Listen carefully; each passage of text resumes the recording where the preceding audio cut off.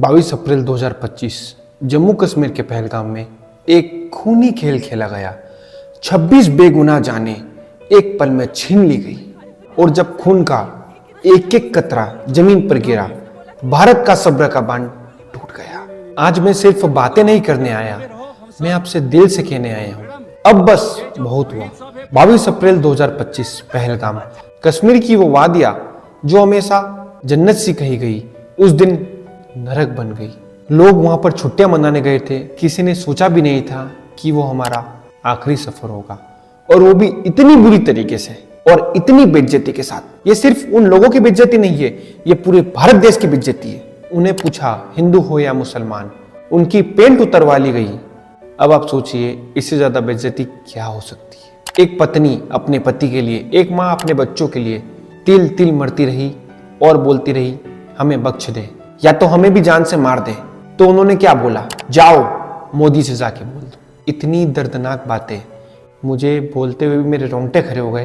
तो सोचिए उन लोगों के साथ क्या हुआ होगा। 26 लोग बस अपनी छुट्टियां मना रहे थे। किसी ने सोचा भी नहीं था कि उनसे पूछा जाएगा हिंदू हो या मुसलमान, और बस इतना कहने पे हिंदू हूँ तो ही मार दी। बताओ इतनी नफरत कैसे हो सकती है किसी के दिल में। क्या एक टूरिस्ट होना, एक हिंदू होना, एक भारतीय होने का अंजाम ये होगा? मैं आपसे पूछता हूँ, एक हिंदू मेजोरिटी कंट्री जहाँ ये पूछा जाता है हिंदू हो या मुस्लिम, और सिर्फ हिंदू बोलने पर उन्हें अपनी जान गंवानी पड़ती है। सोचिए हिंदू मेजोरिटी कंट्री में अगर हिंदू ही सेफ नहीं है तो क्या। मैं ये नहीं बोल रहा हूँ कि सब मुसलमान गलत है, लेकिन ये जो टेररिस्ट है, ये जो पाकिस्तान से आ रहे हैं, मैं भारत के मुसलमानों को बोलता हूँ उनका सपोर्ट मत करिए। हम भारत देश के वासी हैं, हमें फिर से एकता रखनी पड़ेगी, तभी ये भारत आगे बढ़ पाएगा, और ऐसे ही असामाजिक तत्व हमारा कुछ नहीं बिगाड़ पाएंगे। मैं आपसे पूछता हूँ, ये सिर्फ कश्मीर का दर्द है क्या? नहीं, ये हम सबका दर्द है। हम सबको एक होना पड़ेगा। इस बार सिर्फ गोलियां नहीं चली, भरोसा टूटा है, और अब हम चुप नहीं बैठेंगे। ये सिर्फ एक अटैक नहीं था, ये एक मैसेज था। टेररिस्ट ने ये नहीं किया हो कि किसी पार्टी को टारगेट किया हो, टेररिस्ट ने हमारी आइडेंटिटी पर टारगेट किया है। एक टूरिस्ट था, उसने नहीं बताया मैं हिंदू हूँ या मुस्लिम, और टेररिस्ट बोला अपनी पेंट उतार कर चेक करा। सोचिए दोस्तों, जिंदा रहने के लिए आदमी को अपनी पेंट उतारनी पड़ गई।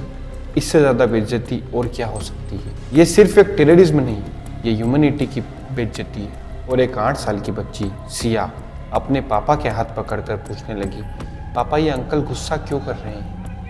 पापा कुछ जवाब देते हैं, उसके पहले टेररिस्ट ने अमित शर्मा को गोली मार दी। अभी तक टोटल 26 हिंदुस्तानी शहीद हुए सिर्फ अपने धर्म की वजह से।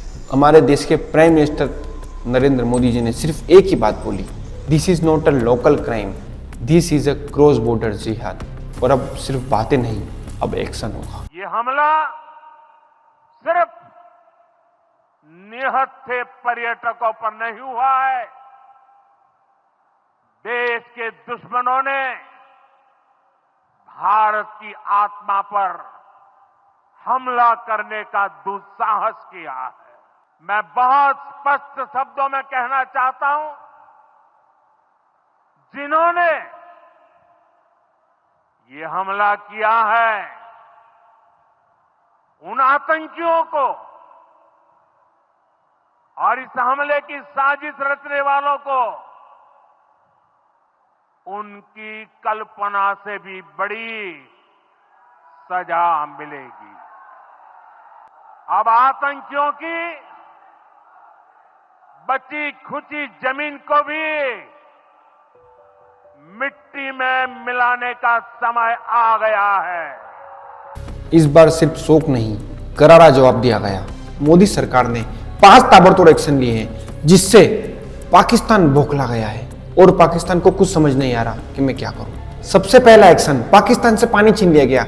इंडस वाटर ट्रीटी सस्पेंड कर दिया भारत ने।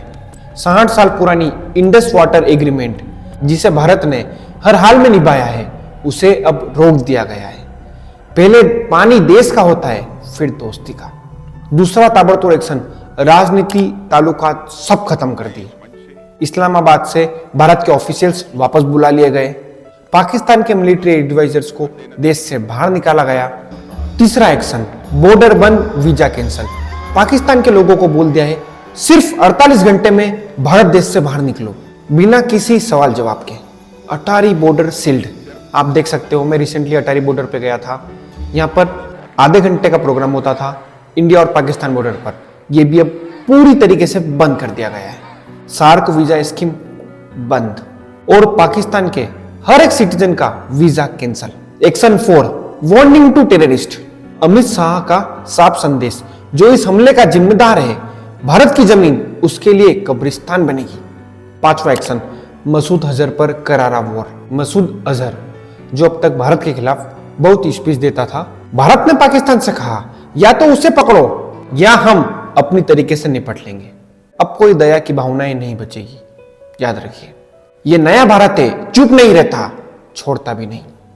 ये भारत के ताबड़तोड़ एक्शन से आपको पता चली गया होगा कि इस बार भारत कितना अग्रेसिव काम कर रहा है और करना भी चाहिए। आखिर भारत के देश में आके भारत के नागरिकों पे हमला हुआ है, वो भी इतना बुरा। भारत ने एयर स्ट्राइक से भी बड़ी स्ट्राइक कर दी है पाकिस्तान के ऊपर, जो कि है वाटर स्ट्राइक। पानी नहीं रहेगा तो इंसान जिंदा कैसे बचेगा। इतनी बड़ी स्ट्राइक कर दी है, भारत अब नहीं रुकने वाला, अब खतरनाक एक्शन होगा। यह भी सच है कि आर्मी को सर्च एंड एलिमिनेट का ऑर्डर दे दिया गया है। पाकिस्तान की तरफ से जवाब आया कि हम भी परेशान हैं आतंकवादी से, हम सर्जिकल स्ट्राइक नहीं चाहते। पाकिस्तान भी बहुत डरा हुआ है। हर एक सिटीजन के मन में एक ही सवाल है, क्या हम सेफ है? दोस्तों, टेररिज्म का कोई धर्म नहीं होता, लेकिन इंसानियत का एक ही धर्म होता है, एकता। और अगर हमने अब भी सिर्फ रिलीजन, पॉलिटिक्स और कास्ट में अपने आप को बांटा, तो कल किसी के घर में वो सवाल फिर से पूछा जा सकता है, क्या आप हिंदू हो या मुसलमान? और अगर आज आपका दिल भी भर आया हो तो उन 26 परिवारों के लिए दुआ करिए। और दोस्तों, उन 26 परिवारों पर क्या बीत रही होगी वो आप और हम समझ भी नहीं सकते हैं। एक हनीमून पे आया कपल जिसकी शादी को सिर्फ 6 दिन हुए हो और वो अपने पति की लाश लेकर बैठी है। क्यों? क्योंकि वो सिर्फ घूमने गई थी पहलगाम।